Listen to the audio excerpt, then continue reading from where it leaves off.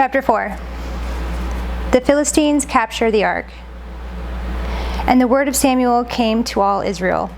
Now Israel went out to battle against the Philistines.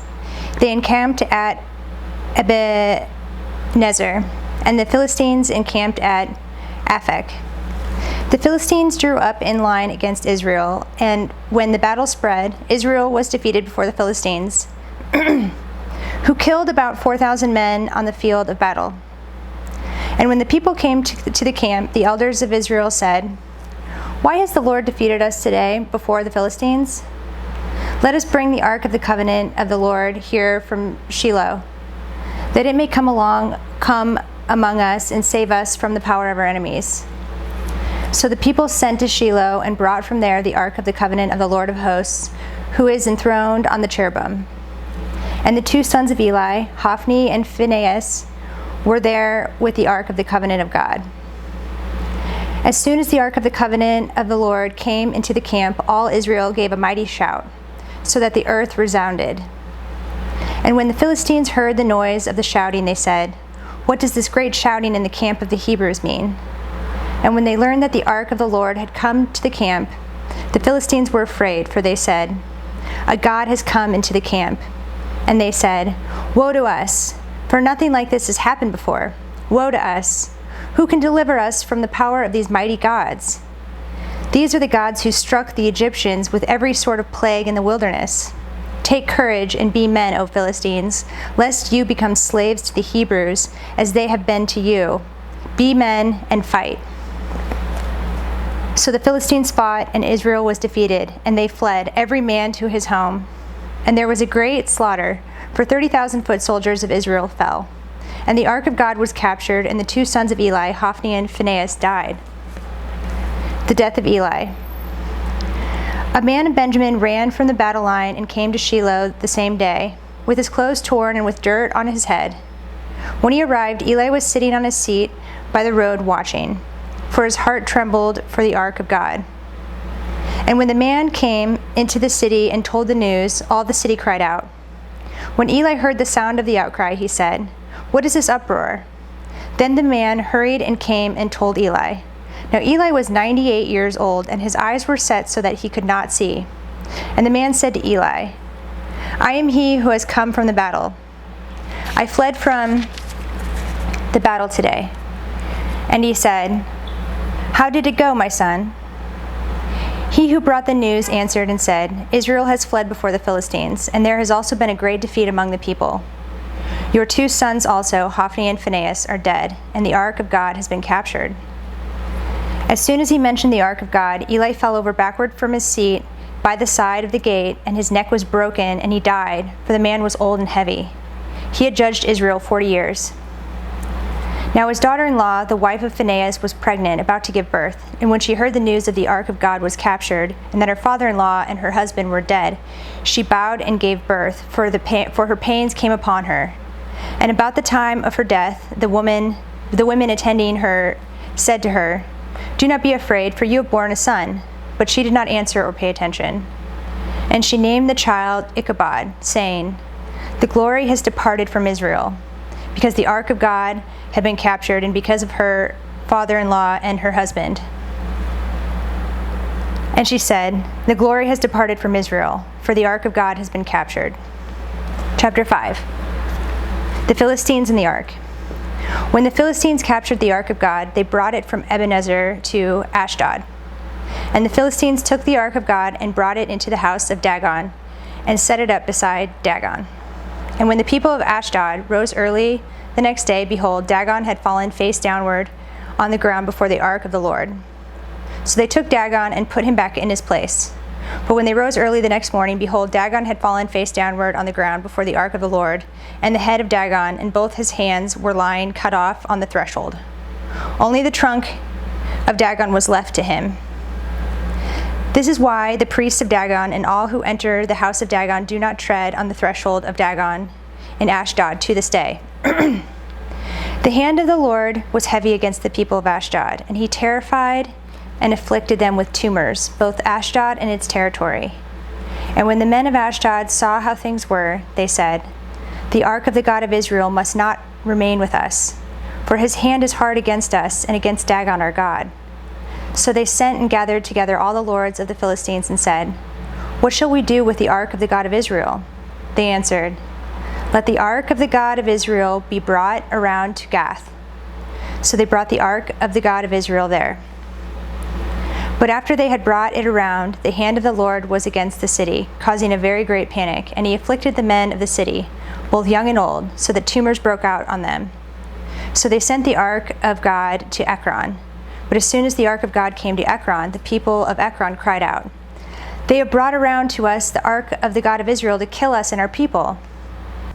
They sent therefore and gathered together all the lords of the Philistines and said, "Send away the ark of the God of Israel, and let it return to its own place, that it may not kill us and our people." For there was a deathly panic around the whole city, and the hand of God was very heavy there. The men who did not die were struck with tumors, and the cry of the city went up to heaven. Chapter 6. The ark returned to Israel. The ark of the Lord was in the country of the Philistines 7 months. And the Philistines called for the priests and the diviners and said, "What shall we do with the ark of the Lord? Tell us with what we shall send to its place." They said, "If you send away the ark of the God of Israel, do not send it empty, but by all means return him a guilt offering. Then you will be healed, and it will be known to you why his hand does not turn away from you." And they said, "What is the guilt offering that we shall return to him?" And they answered, 5 golden tumors and 5 golden mice, according to the number of the lords of the Philistines. For the same plague was on all of you and on your lords. So you must make images of your tumors and images of your mice that ravage the land, and give glory to the God of Israel. Perhaps he will lighten his hand from off you and your gods and your land. Why should you harden your hearts as the Egyptians and Pharaoh hardened their hearts? After he had dealt severely with them, did they not send the people away, and they departed? Now then, take and prepare a new cart and 2 milk cows on which there has never come a yoke. And yoke the cows to the cart, but take their calves home, away from them. And take the ark of the Lord, and place it on the cart, and put in a box at its side the figures of gold, which you are returning to him as a guilt offering. Then send it off, and let it go on its way, and watch. If it goes up on the way to its own land, to Beth Shemesh, then it is he who has done us this great harm. But if not, then we shall know that it is not his hand that struck us. It happened to us by coincidence." The men did so, and took 2 milk cows and yoked them to the cart and shut up their calves at home. And they put the ark of the Lord on the cart and the box with the golden mice and the images of their tumors. And the cows went straight in the direction of Beth Shemesh along the highway, lowing as they went. They turned neither to the right nor to the left, and the lords of the Philistines went after them as far as the border of Beth Shemesh. Now the people of Beth Shemesh were reaping their wheat harvest in the valley. And when they lifted up their eyes and saw the ark, they rejoiced to see it. The cart came into the field of Joshua of Beth Shemesh and stopped there. A great stone was there. And they split up the wood of the cart and offered the cows as a burnt offering to the Lord. And the Levites took down the ark of the Lord and the box that was beside it, in which were the golden figures, and set them upon the great stone. And the men of Beth Shemesh offered burnt offerings and sacrifices on that day to the Lord. And when the 5 lords of the Philistines saw it, they returned that day to Ekron.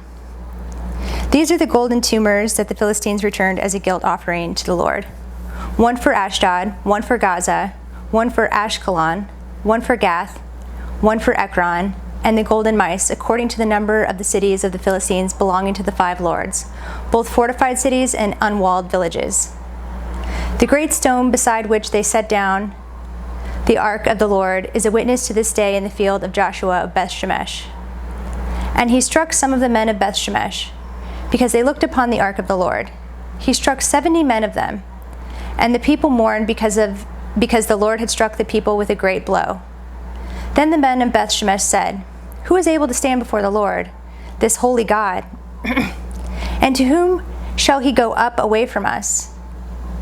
So they sent messengers to the inhabitants of Kiriath-Jearim, saying, "The Philistines have returned the ark of the Lord. Come down and take it up to you." Chapter 7. And the men of Kiriath-Jearim came and took up the ark of the Lord and brought it to the house of Abinadab on the hill. And they consecrated his son Eleazar to have charge of the ark of the Lord. From the day that the ark was lodged at Kiriath-Jearim, a long time passed, some 20 years, and all the house of Israel lamented after the Lord. Samuel judges Israel.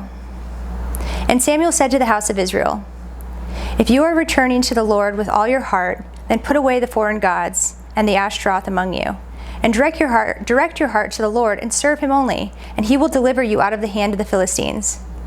So the people of Israel put away the Baals and the Ashtaroth, and they served the Lord only. Then Samuel said, "Gather all Israel at Mizpah, and I will pray to the Lord for you." So they gathered at Mizpah and drew water and poured it out before the Lord and fasted on that day and said there, "We have sinned against the Lord." And Samuel judged the people of Israel at Mizpah. Now the Philistines heard that the people of Israel had gathered at Mizpah, the lords of the Philistines. Now when the Philistines heard that the people of Israel had gathered at Mizpah, the lords of the Philistines went up against Israel. And when the people of Israel heard it, they were afraid of the Philistines. And the people of Israel said to Samuel, "Do not cease to cry out to the Lord our God for us, that he may save us from the hand of the Philistines."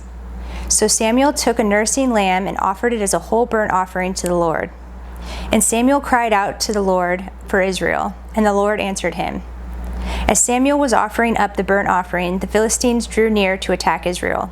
But the Lord thundered with a mighty sound that day against the Philistines, and threw them into confusion, and they were defeated before Israel.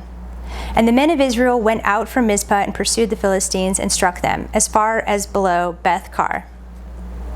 Then Samuel took a stone and set it up between Mizpah and Shen and called its name Ebenezer, for he said, "Till now the Lord has helped us." So the Philistines were subdued and did not again enter the territory of Israel. And the hand of the Lord was against the Philistines all the days of Samuel. The cities that the Philistines had taken from Israel were restored to Israel, from Ekron to Gath, and Israel delivered their territory from the hand of the Philistines. There was peace also between Israel and the Amorites. Samuel judged Israel all the days of his life, and he went on a circuit year by year to Bethel, Gilgal, and Mizpah. And he judged Israel in all these places. And he would return to Ramah, for his home was there. And there he also judged Israel. And he built there an altar to the Lord. Chapter 8. Israel demands a king. When Samuel became old, he made his sons judges over Israel. The name of his firstborn was Joel, and the name of his second, Abijah. They were judges in Beersheba. Yet his sons did not walk in his ways, but turned aside after gain. They took bribes and perverted justice. Then all the elders of Israel gathered together and came to Samuel at Ramah and said to him, "Behold, you are old, and your sons do not walk in your ways. Now appoint for us a king to judge us like all the nations." But the thing displeased Samuel when they said, "Give us a king to judge us." And Samuel prayed to the Lord. And the Lord said to Samuel, "Obey the voice of the people in all that they say to you, for they have not rejected you, but they have rejected me from being king over them. According to all the deeds that they have done, from the day I brought them up out of Egypt, even to this day, forsaking me and serving other gods, so they are also doing to you. Now then, obey their voice. Only you shall solemnly warn them and show them the ways of the king who shall reign over them." Samuel's warning against the kings. So Samuel told all the words of the Lord to the people who were asking for a king from him. He said, "These will be the ways of the king who will reign over you.